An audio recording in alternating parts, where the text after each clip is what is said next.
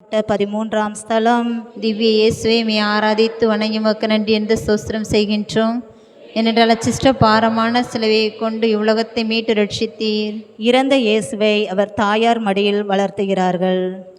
சமூகத்தில் தேவையில் இருப்போருடன் உடனிருந்து அவர்களுக்கு உதவிடவும் எளியோருக்காக குரல் கொடுக்கவும் கற்றுக் கொடுத்த தாயின் மடியில் நன்மை செய்ததற்காக கொலை செய்யப்பட்ட அவர் மகனின் உடல் அவர் மடியில் கிடத்தப்படுகின்றது.